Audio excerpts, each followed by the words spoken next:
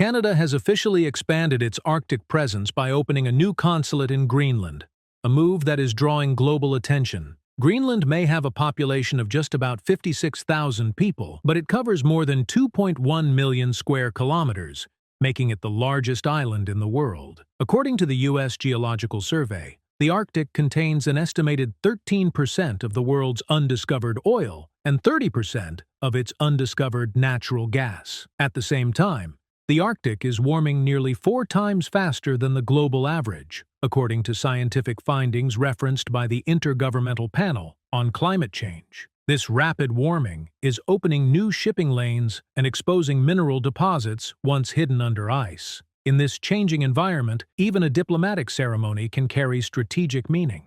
So why is Canada strengthening its footprint in Greenland right now? The official ceremony took place in Nuuk, Greenland's capital city. Canada's Governor-General Mary Simon and Foreign Affairs Minister Anita Anand were present as the Canadian flag was raised. Attendees sang "O Canada," and both Canadian and Greenlandic flags were visible during the event. While ceremonial on the surface, diplomatic expansion in the Arctic carries broader implications. Greenland remains an autonomous territory within the Kingdom of Denmark, and its location places it between North America and Europe. The United States operates the Patuffik Space Base, formerly known as Thule Air Base, in northwest Greenland, one of the most strategically important military installations in the Arctic. With NATO members closely watching Arctic developments, Canada's official diplomatic presence in Nuuk reinforces Ottawa's intention to remain actively engaged in Arctic security and governance discussions. Greenland first became a global headline in 2019, when then U.S. President Donald Trump publicly expressed interest in purchasing the territory from Denmark. Danish officials quickly rejected the proposal, stating clearly that Greenland was not for sale. Been part of the Danish kingdom for 800 years. It's an integrated part of our country. It is not for sale. Although the idea did not move forward, it underscored the island's rising geopolitical importance. Greenland is rich in mineral resources, including rare earth elements critical for electronics, renewable energy systems, and defense technologies. According to public geological surveys, Greenland holds significant untapped mineral potential. Canada first pledged to open its Greenland consulate in December 2024, according to Global Affairs Canada.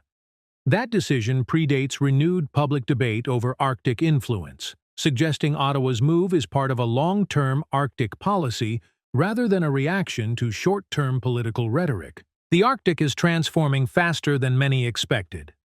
Satellite measurements show that Arctic sea ice has declined by roughly 13% per decade since 1979, according to data from the National Snow and Ice Data Center. This environmental shift is reshaping global trade and defense planning. New maritime routes are gradually becoming accessible during longer ice-free seasons. As Arctic accessibility increases, so does interest from global powers. NATO assessments frequently reference the Arctic as an area of growing strategic focus. Canada, Denmark, and the United States are all members of the Arctic Council, which coordinates cooperation among Arctic nations.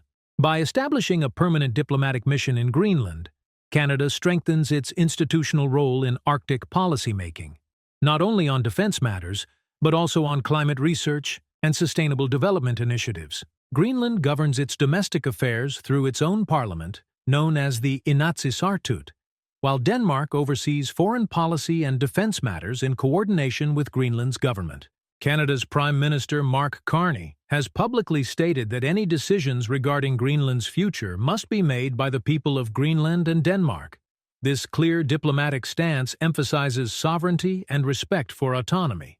Greenland has also held referendums expanding its self-governing authority in recent decades.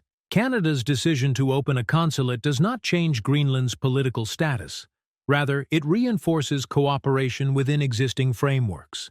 By aligning openly with Denmark and Greenland, Canada presents its expansion as partnership-driven, not competitive. In a region where sovereignty questions have occasionally sparked debate, Ottawa's messaging remains focused on collaboration and shared interests. Even without direct confrontation, timing in geopolitics carries weight. Greenland sits geographically closer to North America than to mainland Europe, and its position plays a role in early warning defense systems and transatlantic routes. Canada's new consulate ensures that Ottawa is physically present in regional discussions about Arctic infrastructure, security planning, and economic initiatives. While there is no official dispute between Canada and the United States over Greenland, observers note that diplomatic presence often signals long-term strategic interest. Establishing a mission in Nuuk allows Canada to strengthen direct relationships with Greenland's leadership while maintaining close alignment with Denmark. In global affairs, presence often equals influence. Canada's expansion ensures it remains an active participant as Arctic discussions evolve in the coming years. Beyond defense considerations, climate change is reshaping Arctic economics. As ice coverage decreases seasonally, shipping routes such as the Northern Sea Route are receiving increased attention. Shorter maritime passages could eventually alter global trade patterns.